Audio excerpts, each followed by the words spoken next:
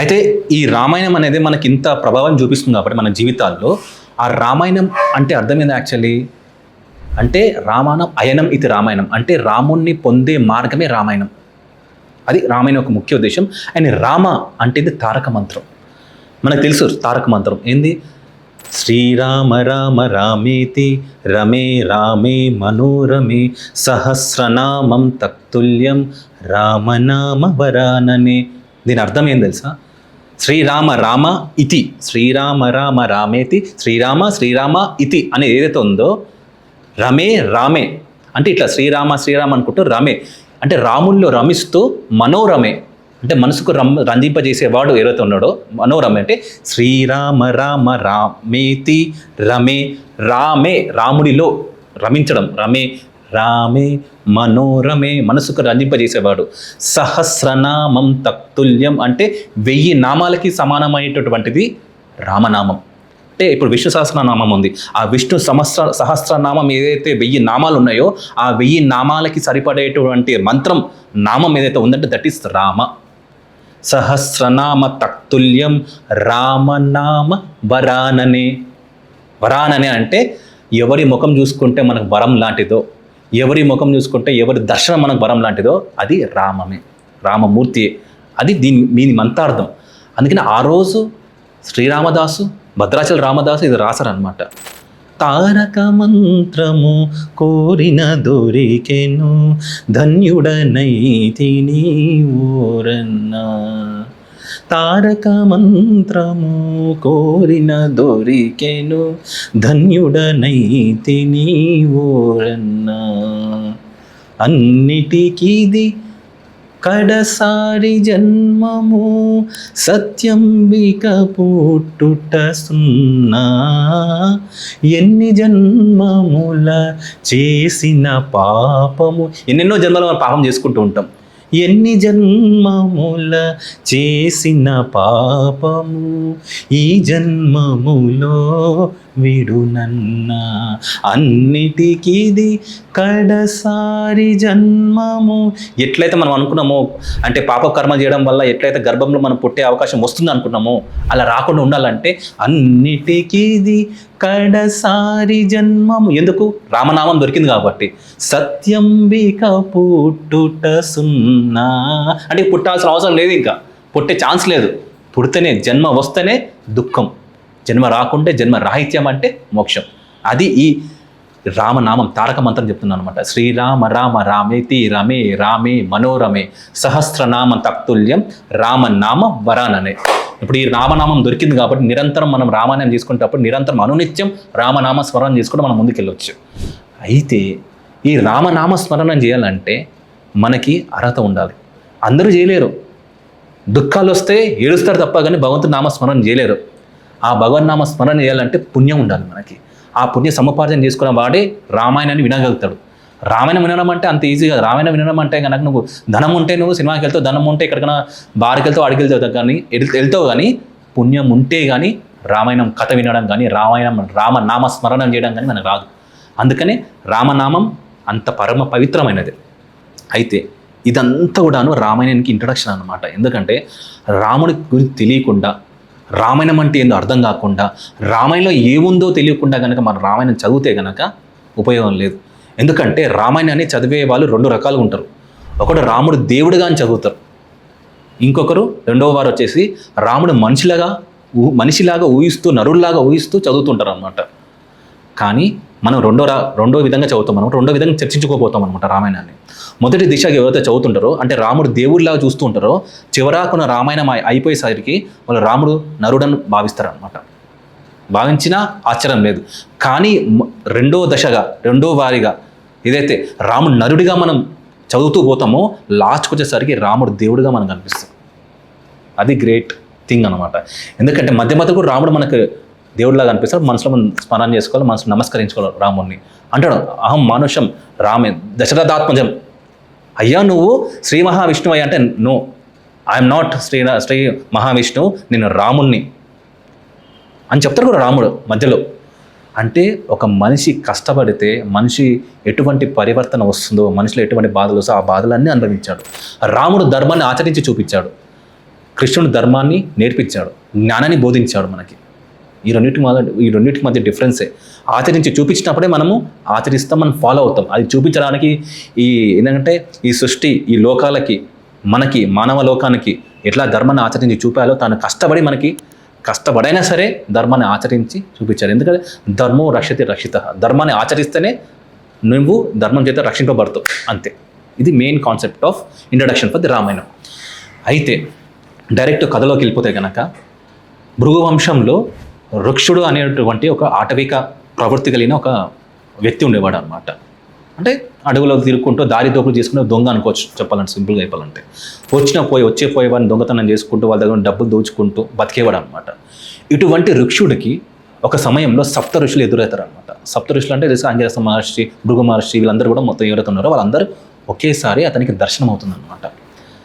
దర్శనమైనప్పుడు వాడు ఏ జన్మలో ఏ పుణ్యం చేసుకున్నావో తెలియదు, కానీ ఆ ఋషులు చూడగానే ఒక్కసారి చేతులైతే నమస్కరించి మాట్లాడతారు అనమాట వాళ్ళ దగ్గరికి వెళ్ళి. హే మహాత్మా, ఎవరిలో కనపడినటువంటి ఆనందాన్ని, ప్రసన్నతని, తేజస్సుని మీ ముఖాల విందలో నాకు అనిపిస్తుంది. నేను కూడా అలా ఉండాలంటే నేను ఏం చేయాలి, నేను ఆనందంగా ఉన్నట్టు నేను ఏం చేయాలి అని ఏదో అస్పష్టతతో మాట్లాడుతుంటాడు అనమాట. సో అప్పుడు వాళ్ళు ఆయనకి రామనామం ఇస్తారు, అది మన అందరూ తెలిసిన విషయమే. కానీ ఇక్కడ మనం అర్థం చేసుకోవాల్సిన విషయం ఏంటంటే, ఆయన మొదటి నుంచి కూడాను జన్మతః అతను దారి దోపుడు చేసే దొంగ.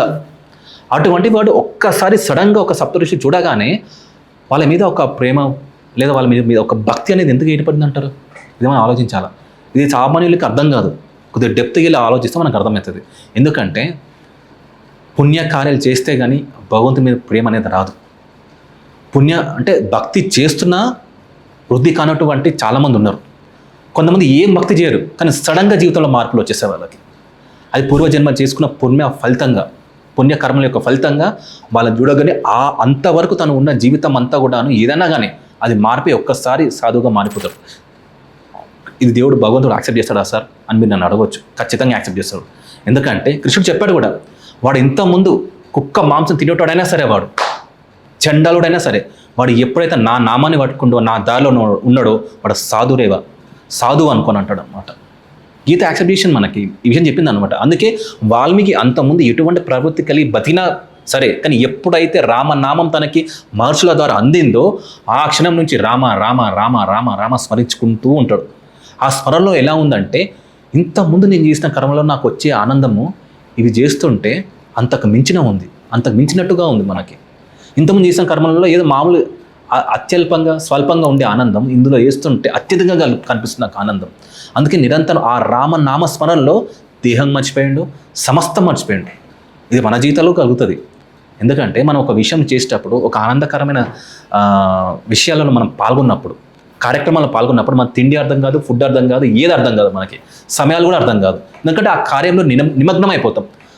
సాధారణమైనటువంటి కర్మలలోనూ మనం ఇట్లుంటే భగవన్నామంలో ఎట్లుంటాం మనం? ఇంకా ఆయనకు ఆ పుణ్యం పండింది కాబట్టి, ఆ రామనామం వచ్చింది కాబట్టి, ఆ రామనామ స్మరణలో ఎక్కడున్నాడు, ఏం చేస్తున్నాడు మొత్తం మర్చిపోయాడు కాబట్టి తన చుట్టూ మొత్తం పొట్టంతా పెరిగిపోయింది.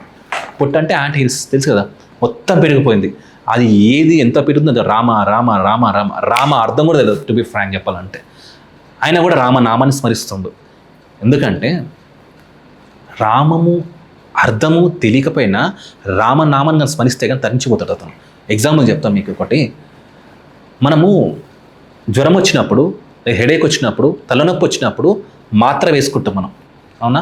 ఆ మాత్ర వేసుకున్నప్పుడు అంటే ఆ ట్యాబ్లెట్ వేసుకున్నప్పుడు ఆ ట్యాబ్లెట్ కెమికల్ కాంపోజిషన్ కానీ ఎక్కడ మ్యానుఫ్యాక్చర్ అయింది, దాని పవర్ ఎంత మనకి అర్థమవుతుందా? తలనొప్పి వచ్చింది, కడుపు నొప్పి వచ్చింది, వేసుకున్నావా, తగ్గిపోయింది, అంతే. ఇది కూడా అంతే. రామనామం వైభవం తెలియకపోయినా రామనామం కానీ పట్టుకున్నా, భగవన్నామం పట్టుకున్నా, కృష్ణనామం పట్టుకున్నా, ఆన్ ది స్పాట్లో నీకు హ్యాపీనెస్, ఆనందం కలుగుతుంది, తరించిపోతావు కూడా. అది శాస్త్రం చెప్తున్నాను అనమాట మనకి. సో అట్లాగే చేస్తున్నాడు ఒక స్టేజ్లో మొత్తం పుట్టంతా విరిగిపోయింది, వర్షం పడింది. ఆ వర్షానికి మొత్తం పుట్టంతా వెళ్ళిపోయింది కాబట్టి ఈ పుట్టని వల్మీకం అంటాం అనమాట సాంస్క్రిట్లో. ఆ వల్మీకం నుంచి బయటకు వచ్చాడు కాబట్టి వాల్మీకి అయ్యాడు అతను. అందుకోసం అతన్ని ఆ వృక్షుడు అనేటట్టు వాణ్ణి మనము వాల్మీకి అంటాం అనమాట. సో ఎప్పుడైతే ఈ వాల్మీకి రామనామం చేసుకుంటూ ఉన్నాడో, రామనామంలో తన్మయత్వం చెందిండో, ఎక్కడ చూసినా రాముడే, ఏది చూసినా రాముడే, అంతా రామమయం. ఏది చూచిన రాముని రూపం, ఏది పలికిన రామనామము అన్న ఫీలింగ్లో తను ఉన్నాడు చెప్పాలంటే. అంతా రామాయణం. ఇప్పుడు ఎట్లాగైతే శ్రీరామదాస్ మనం చెప్పాడో అంతా రామాయణం, అంతా రామమయం, అంతా రామమయం, ఈ జగమంతా రామమయం అని ఆ ఫీలింగ్లో తను ఉన్నాడు. కాబట్టి సంసారం మొత్తం వదిలేసుకొని ఈ రామనామంలో ఉన్న ప్రసన్నత, ఈ రామనామంలో ఉండేటువంటి ఆనందాన్ని గ్రహించాడు. కాబట్టి బయటికి వచ్చి అన్నీ వదిలేసుకొని, ఆ పాప కర్మలన్నీ వదిలేసుకొని బయటకు వచ్చి ఆశ్రమం పెట్టుకున్నాడు, ఆశ్రమం ఉంటున్నాడు. తన వైభవాన్ని చూసి చాలామంది తన దగ్గర కృష్ణులుగా చేరి తన కింద ఉండి జీవిస్తున్నారు. ఏం చేస్తుంటారు? రామనామమే. రామ రామ రామ, పొద్దున్న లేచి రామనామం, సాయంత్రం రామనామం, మధ్యాహ్నం రామనామం, తినడం రామనామం చేస్తూ ఉన్నారు. చెప్పాలంటే రామనామ ఆశ్రమం అది, సింపుల్గా చెప్పాలంటే. రామనామం జపిస్తున్నారు, రామనామం చేస్తున్నారు, రామనామంతో ఉన్నారు. కాబట్టి ఇట్లా చేస్తూ కొన్ని సంవత్సరాలు చేస్తుంటారు అన్నమాట. కొన్ని సంవత్సరాలు చేస్తున్నప్పుడు పుణ్యం అనేది వస్తుంది కదా వాళ్ళకి, భగవంతుని దయ వస్తుంది కదా, భగవంతు కృప వస్తుంది. కాబట్టి అప్పుడు వాళ్ళ జీవితంలో ఒక గురువు వస్తాడు. మన జీవితంలో ఒక గురువు వస్తున్నాడు అంటే కనుక మన జీవితం పూర్వజన్మ సుకృతం కావచ్చు, లేదా ఈ జన్మలో సుకృతం కావచ్చు.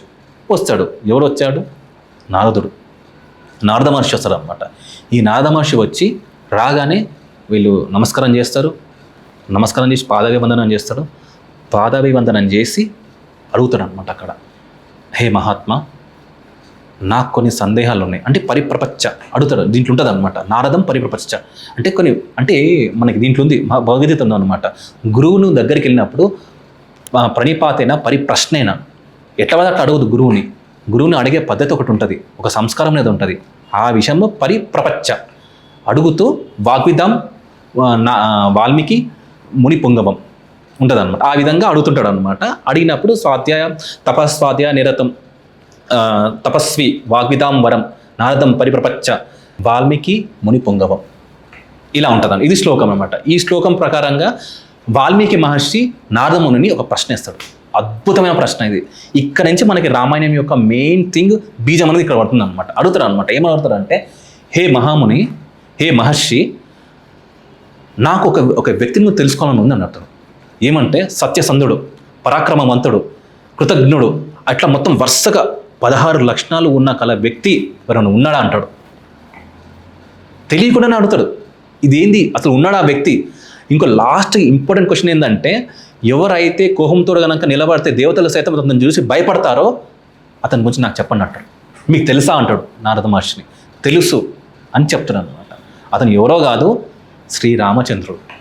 ఈ కాలంలోనే, ఈ సమకాలంలోనే, సమకాలికుడు అంటే నువ్వున్న ప్రపంచం, నువ్వున్న సమకాలంలోనే ఇప్పుడు ఉన్నాడు అయ్యా, అతను ఎవడో కాదు, శ్రీరామచంద్రుడు అంటాడు అనమాట. ఇక్కడ ఆయన అడిగింది శ్రీ మహావిష్ణువునా లేకపోతే నరున్నా, శ్రీ మహావిష్ణువు రూపంలో ఉన్నటువంటి రామునా లేకపోతే నరున్నా, లేకపోతే శ్రీ మహావిష్ణువు అని అడుగుతున్నా ఆయన అంటే కనుక మనిషిని అడుగుతున్నా ఆయన. ఎందుకంటే ఒక మాట అడిగిన లాస్ట్లో ఏంటంటే, ఎవరు నిలబడితే దేవతలు సైతం నిలబడి ఎదుర్కోలేరో అతని గురించి నాకు చెప్పండి అంటాడు.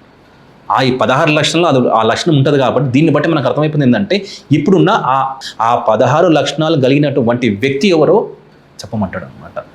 అక్కడ స్టార్ట్ చేస్తాడు రామాయణాన్ని. ఎవరు? నారద మహర్షి. ఉన్నాను ఆయన, అతను ఎవరో గారు ఇక్ష్వాకుల వంశంలో ఉన్నటువంటి దశరథుని కుమారుడు అయినటువంటి రాముడు, శ్రీరాముడు అని చెప్పుకుంటూ శ్రీరాముని యొక్క బాలకాండ, తర్వాత వచ్చేసి అయోధ్యకాండ తర్వాత అరణ్యకాండ తర్వాత కిష్కింధకాండ తర్వాత సుందరకాండ తర్వాత యుద్ధకాండ, ఉత్తరాఖండ లాస్ట్కి. ఇవన్నీ చెప్పుకునేసరికి ఇదంతా కూడాను ఒక్కసారి 100 శ్లోకాల్లో సంక్షిప్తంగా చెప్తారు అనమాట. దీన్నే మనం ఏమంటామంటే సంక్షిప్త రామాయణం.